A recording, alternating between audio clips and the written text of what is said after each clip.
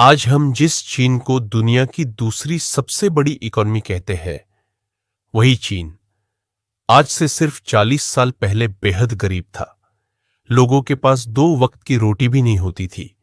तो सवाल यह है, चीन 40 साल में इतना अमीर कैसे बन गया? क्या यह कोई चमत्कार था या फिर एक सोची समझी योजना?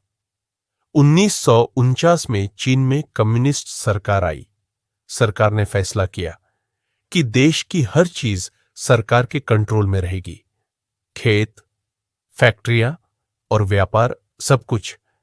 लेकिन इसका नतीजा बहुत खतरनाक निकला। लोग मेहनत तो करते थे, लेकिन फायदा उन्हें नहीं मिलता था। धीरे धीरे उत्पादन घटता गया, नए आइडियाज खत्म हो गए और भूख बढ़ती चली गई। 1959 से 1961 के बीच करीब 3 करोड़ लोग भूख से मर गए। चीन पूरी तरह टूट चुका था। फिर आया साल 1978। एक नेता आया जिसका नाम था देंग शियाओपिंग। उसने एक बात कही जिसने चीन की किस्मत बदल दी। उसने कहा, बिल्ली काली हो या सफेद, इससे फर्क नहीं पड़ता, ये जरूरी है कि वह चूहे पकड़े। मतलब साफ था, आइडियोलॉजी से ज्यादा रिजल्ट जरूरी है। सबसे पहला बड़ा फैसला लिया गया किसानों के लिए। अब किसान जितना ज्यादा उगाएगा उतना ज्यादा कमाएगा। इससे क्या हुआ? किसानों को मेहनत करने की वजह मिली, खाने का उत्पादन बढ़ा और भूख कम होने लगी। दूसरा बड़ा फैसला था प्राइवेट बिजनेस की इजाजत। अब लोग अपना बिजनेस खोल सकते थे और मुनाफा कमा सकते थे।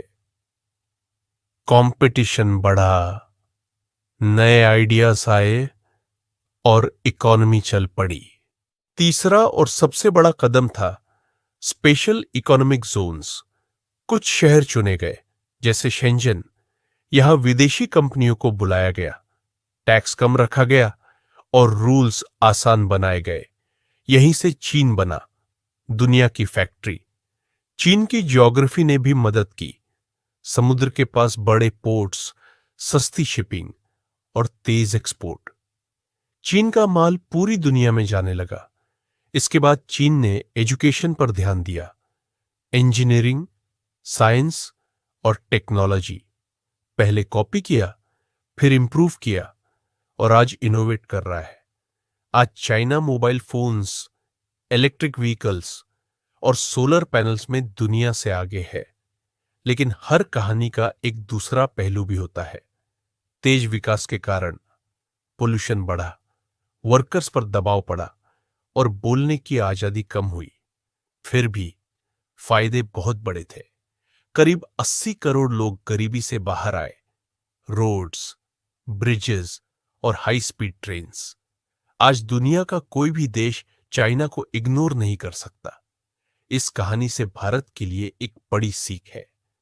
पॉलिसी अगर सही हो, प्लानिंग लॉन्ग टर्म हो और स्किल्स पर ध्यान दिया जाए, तो भारत भी इकोनॉमिक सुपर पावर बन सकता है। अब सवाल आपसे है, क्या भारत चीन से आगे निकल सकता है? अपनी राय कमेंट में जरूर लिखिए।